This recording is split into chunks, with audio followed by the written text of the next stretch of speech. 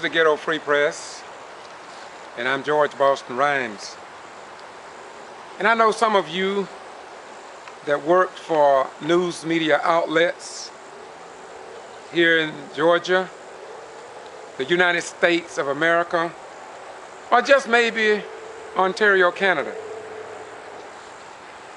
You may say to me, Rhymes, we've been hearing you on the YouTube channel and your blog since 1994.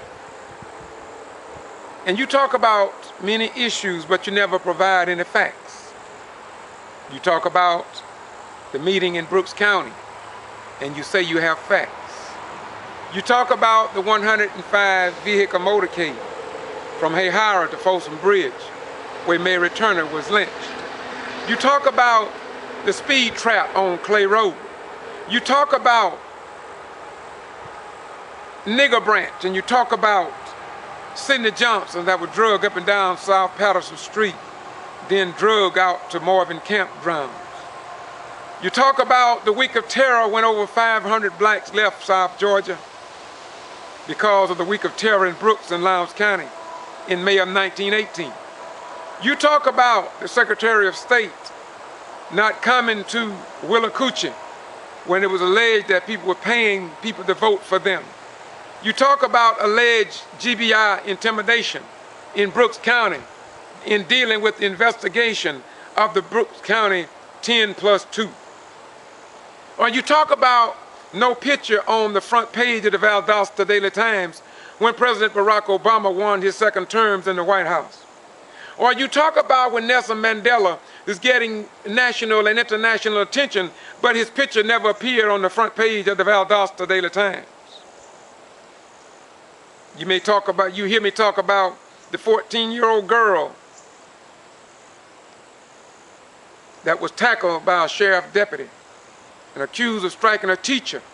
And after the teacher provided statements that never occurred, and that the local news media, television, and radio have totally ignored that American citizen, not in Russia, not in China,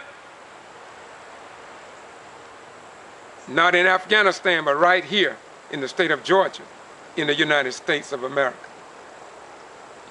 That's just a few.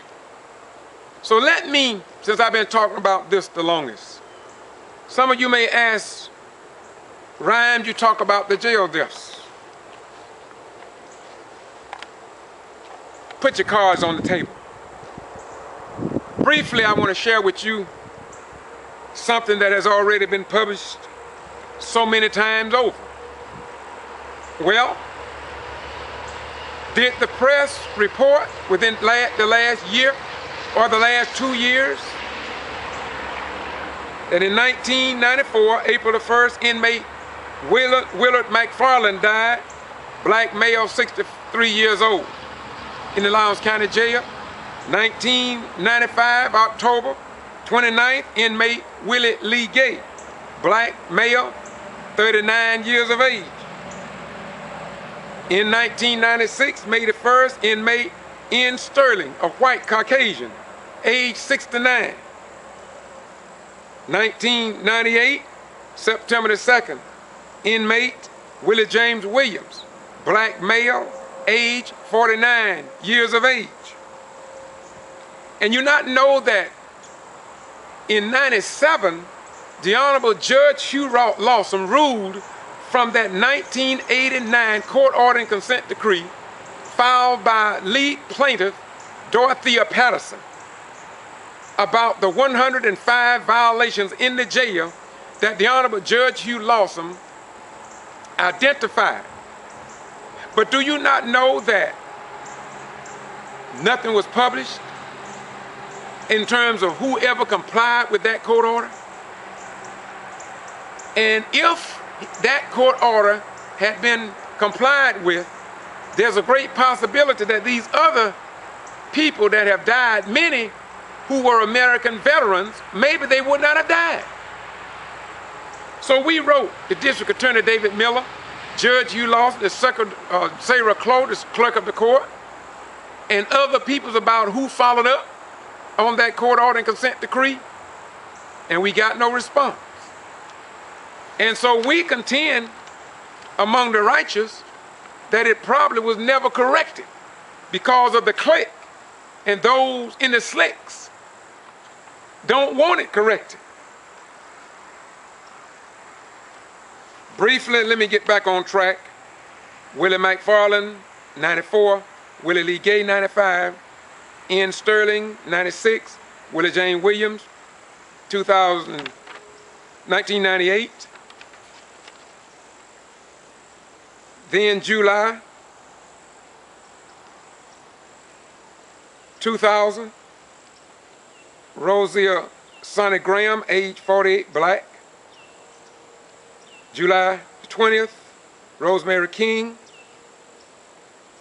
race not given, age 40.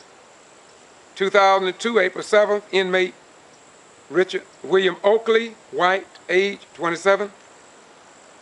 August 21st, 2002, inmate Sarah J. Wallace, black, age 39. 2003, Lisa Sanders, black, age 38. January 25th, 2004, John Henry DeJohn, white, age 49. September the 2nd, 2005, inmate Amaru Quinez, Hispanic, age 34. February the 16th, 2006, Xavius Wright, black, age 29. Also the brother of City Councilman James Wright. March 23rd, 2006, inmate Bobby Stanford, black, age 55. April 2nd, 2006, Clarence Fender, white, age 70. June 23rd, inmate George Hill Jr., black, age 21. Now look, in 2006 we had 1, 2, 3, 4 people that died in that jail in 1 year. 1, 2, yeah, in 1 year. Yet, nobody seems to care. 4 people. The year is not given here. I'm going to give the initials, CJ. The name is withheld because at the family request, but the name is and has been documented. They didn't want it named because he still worked in law enforcement, and they don't want the name identified. Another individual died in the jail, number 17. He worked for the state prison. The family does not want his name released, and we accommodated them. Another inmate named withheld. He's a black male. Name withheld, request of the family. Joseph McFarland. Name, well, they wanted their name. I'm sorry about that. I didn't mean to do that, but that name didn't supposed to be released. But another inmate not published because of the family request. See, people are really living in fear, and they're afraid to speak out for whatever reason, even in our form of government. In March 2008, Joel Smith, black, age 20.